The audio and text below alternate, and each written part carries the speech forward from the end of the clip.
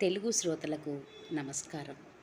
ఇప్పుడు వినబోయే కథ పేరు వింత కుటుంబం. రచన పొత్తూరి విజయలక్ష్మి గారు రచించారు. కథ విందాము. అదో డూప్లెక్స్ ఇల్లు. ఇంటి పేరు హరివిల్లు. ఆ ఇంట్లో 3 తరాల వాళ్ళు ఉంటున్నారు. మొదటి తరం మనిషి రామ్మూర్తి సెంట్రల్ గవర్నమెంట్లో ఉద్యోగం చేసి 2 ఏళ్ల క్రిందట పదవీ విరమణ చేశాడు. ఆయన భార్య సుమిత్ర. రెండో తరం వాడు రవితేజ, సాఫ్ట్వేర్ ఇంజనీర్. అతని భార్య ఉష. మూడో తరం వాడు ఆదిత్య. వాడికి 5 ఏళ్ళు. 1వ తరగతి చదువుతున్నాడు. తెల్లవారింది. సుమిత్ర వంటింట్లో కాఫీ పెడుతుంది. పైన ఉన్న నీటి ట్యాంకు నిండి నీళ్లు కిందకి పోతున్నాయి. ఉషా, మోటార్ ఆపే, నీళ్లు పోతున్నాయి అంది కోడలితో. ఉష ఆదిత్యని తయారు చేస్తుంది. అందుకే రవి, మోటార్ ఆపే, నీళ్లు పోతున్నాయి అని మొగుడికి చెప్పింది. రవి ట్రెడ్మిల్ మీద వ్యాయామం చేస్తున్నాడు. అందుకే నాన్నగారు కాస్త మోటార్ ఆపండి, నీళ్లు పోతున్నాయి అని తండ్రికి చెప్పాడు. ఆయన వరండాలో కూర్చొని పేపర్ చదువుకుంటున్నాడు. సుమిత్ర, మోటార్ ఆపే, నీళ్లు పోతున్నాయి అని పొలికేక పెట్టాడు. తను చెప్పిన పని గోడకి కొట్టిన బంతిలా తిరిగి తన దగ్గరికే వచ్చేసరికి సుమిత్రకి చిర్రెత్తుకొచ్చింది. నేను బతికుండగా ఈ సంసారం బాగుపడదు అని విసుక్కుంటూ వెళ్ళి మోటార్ ఆపేసింది. కాఫీ కోసం అందరూ హాల్లో చేరినప్పుడు ఆ విషయం లేవనెత్తి అందరికీ అక్షింతలు వేసింది. నా చెయ్యి ఖాళీ లేదు, అవతల స్కూల్ బస్సు వచ్చేస్తుంది, అందుకే ఈ శాల్తీకి చెప్పాను అంది ఉష. రోజు మొత్తం మీద ఒక్క అరగంటైనా ఎక్సర్సైజ్ చెయ్యకపోతే నా ఒళ్ళు నా మాట వినదు, అందుకే నాన్నగారికి చెప్పాను. ఆయన ప్రొద్దున్నే పేపర్ అంతా కంఠస్థం పట్టాలా అన్నాడు రవితేజ. అవునులే, మిషన్ మీద నడిస్తేనే వ్యాయామం చేసినట్లు, నేల మీద నడవటం నామోషి అన్నాడు రామ్మూర్తి. మళ్ళీ మొదలెట్టారా మీ ఫైటింగు అన్నాడు ఆదిత్య పాలు తాగుతూ. నువ్వు నోరు ముయ్యరా కుర్రకుంక అన్నాడు రామ్మూర్తి. వాడినెందుకు అనటం, వాడేమన్నాడని ఉన్నమాటేగా. అయినా మీ వ్యవహారం ఏమీ బాగాలేదు, మరీ పులి మేకలాగా ఉంది మీ గొడవ అంది సుమిత్ర మనవడిని వెనకేసుకొస్తూ. ఆవిడ మాట నిజమే. ఆ తండ్రి కొడుకులకి క్షణం కూడా పడదు. ప్రతి విషయంలోనూ వాదులాడుకుంటూ ఉంటారు.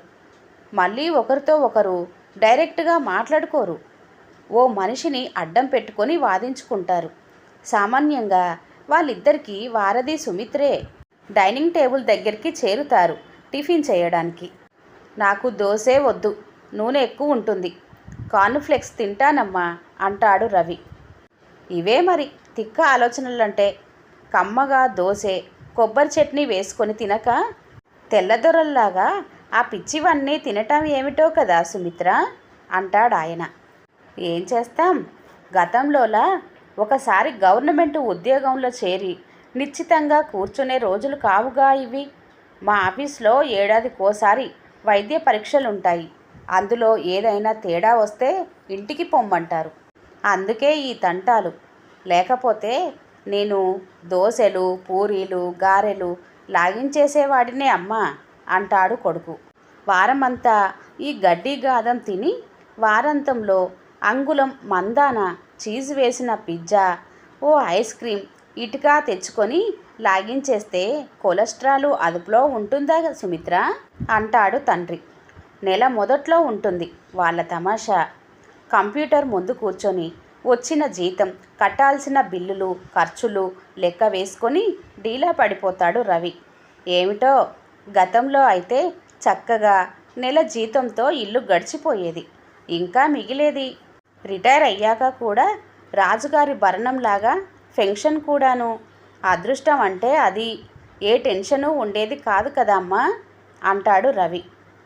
క్రెడిట్ కార్డు జేబులో ఉంది కదా అని పిచ్చి ఖర్చులన్నీ పెట్టేసి ఆఖరణ ఏడిస్తే ఏం లాభం. మా రోజుల్లో ఇలా కార్డుల మీద ఖర్చు పెట్టుకోవటమూ లేదు, వాటికి డబ్బు కట్టేటప్పుడు ఇలా మొత్తుకోవటమూ లేదు. అందుకే సుఖంగా ఉన్నాం కదు సుమిత్ర అంటాడు రామ్మూర్తి. రుసరుసలాడుతూ కంప్యూటర్లో జమా ఖర్చులు చేసేస్తూ ఉంటే మళ్ళీ ఆయనే, సుమిత్ర, ఎవరికైనా ఏదైనా అవసరం ఉంటే నా దగ్గర డబ్బు తీసుకోవచ్చు, ఎంత కావాలో చెప్తే చెక్ రాసిస్తా, ఇందులో నామోషి ఏమీ లేదు, తండ్రి దగ్గర తీసుకోవచ్చు అంటాడు. ఇప్పుడంతా అవసరం లేదులే అమ్మా, ఊరికే ఖర్చులు చూసి అనుకున్నా అంతే అంటాడు రవి. రవి ఆఫీస్కి వెళ్ళేటప్పుడు హాల్లో కూర్చొని, అన్నీ తీసుకున్నాడేమో కనుక్కో, పర్సు, సెల్ ఫోను తీసుకున్నాడేమో అడుగు, కార్లో పెట్రోల్ ఉందేమో చూసుకోమ్మను అంటాడు భార్యతో. అమ్మా, ఇవన్నీ రోజు చెప్పాలా, నేనేమైనా స్కూల్కి వెళ్ళే పిల్లాడినా అని విసుక్కుంటాడు రవి. ఏమోలే, ఊరికే గుర్తు చేస్తున్నా, నోరు ఊరుకోక. కిందటి వారం మెల్లో పుస్తే అదే ఐడి కార్డు మర్చిపోయి ఆఫీస్ దాకా వెళ్ళి మళ్ళీ వెనక్కొచ్చింది ఈ మహానుభావుడే కదూ అని దెప్పి పొడుస్తున్నాడు ఆయన. ఒక్కరోజు మాత్రం తండ్రి కొడుకు కూర్చొని క్రికెట్ గురించి, రాజకీయాల గురించి ఓ పావుగంట ప్రశాంతంగా మాట్లాడుకుంటారు. కానీ అది చాలా అరుదు. ఒక్కోసారి చాలా సీరియస్గా వాదించుకుంటారు. వెంటనే పేపరు తిరగేసి, సుమిత్ర, అక్కడెక్కడో వృద్ధుల కోసం ప్రత్యేకంగా ఇల్లు కట్టారట, కొంత డబ్బిస్తే రూమ్ ఇస్తారట, తర్వాత నెల నెల ఇంత అని కడితే తిండి, తీర్థం, మందు, మాకు అన్నీ వాళ్ళే చూసుకుంటారట, మనం అక్కడికి వెళ్ళటం ఉత్తమమేమో అనిపిస్తుంది అంటాడు. రవి కూడా, ఉషా, మనం వేరే ఇల్లు అద్దెకి తీసుకొని వెళ్ళిపోదాం, పెద్దవాళ్ళు వెళ్ళటం ఎందుకు, మనం కావాలనుకుంటే ఇంకో 4 ఏళ్లలో ఇంకో ఇల్లు కొనుక్కోగలం అంటాడు. ఒకరోజు చాలా పెద్ద గొడవ జరిగింది తండ్రి కొడుకుల మధ్య. ఆ వేళ శనివారం, రవికి సెలవు, ఇంట్లోనే ఉన్నాడు. రామూర్తి మధ్యాహ్నం టీవీలో ఏదో తెలుగు సినిమా చూస్తున్నాడు. వెధవ సినిమా, ఇంట్లో ఫ్రీగా చూస్తుంటేనే విసుగొస్తుంది, ఇంకా థియేటర్కి వెళ్ళి చూసేవాళ్ళు గుండె బాదుకొని ఏడవరు. ఆ హీరో చూడు, చిటికేసిన తాడి టెంకల మొహము వాడును, ఇక ఆ హీరోయిన్ బట్టలు కాశీలో వదిలేసి వచ్చినట్టుంది అని ఒకటే నసుగుడు. వింటున్న రవికి విసుగొచ్చింది.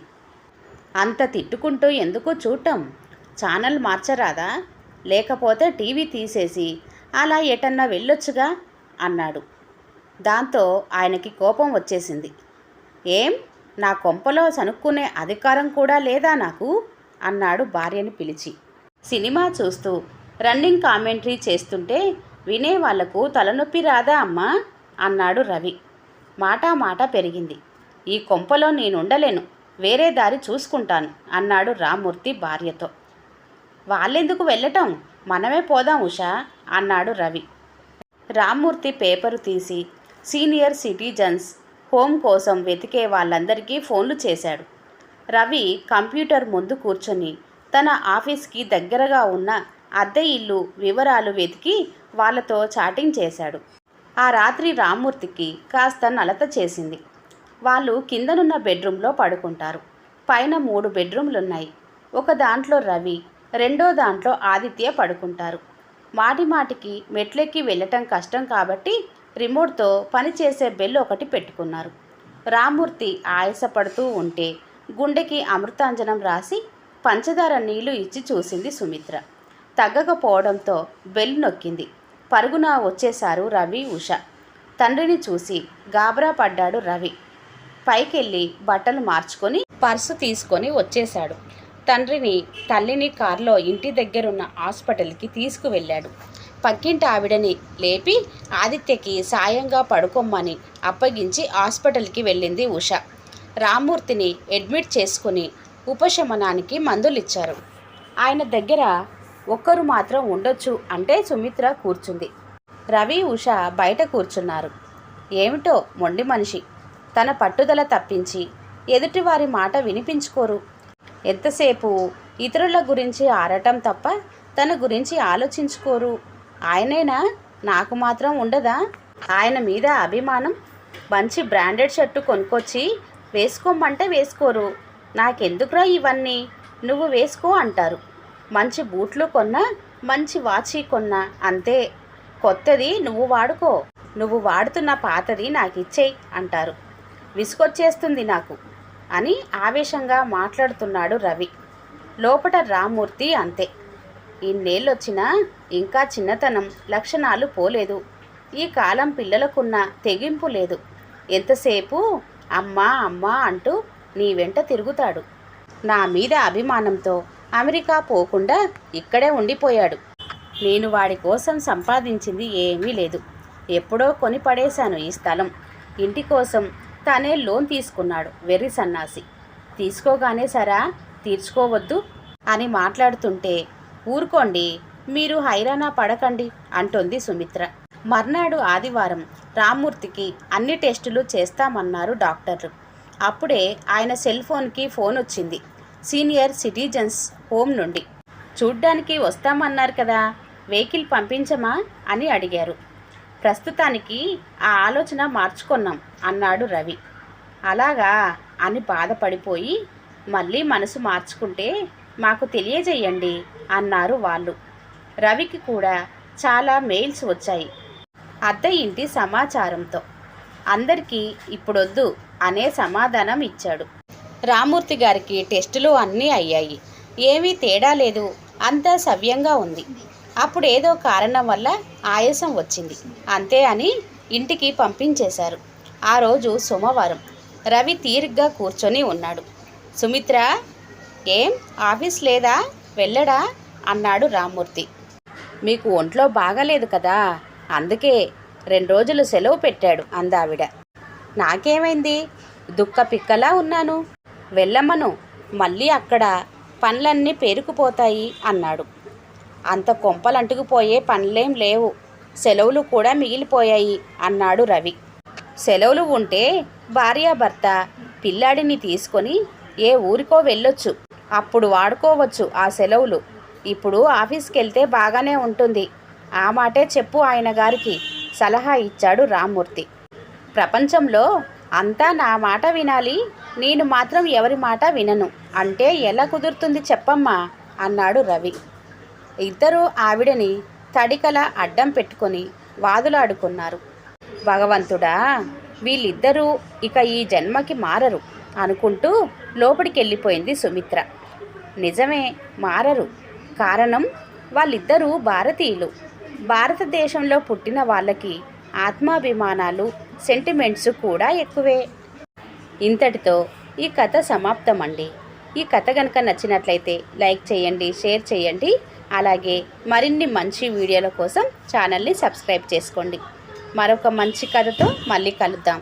అంతవరకు సెలవు. నమస్తే. ధన్యవాదములు.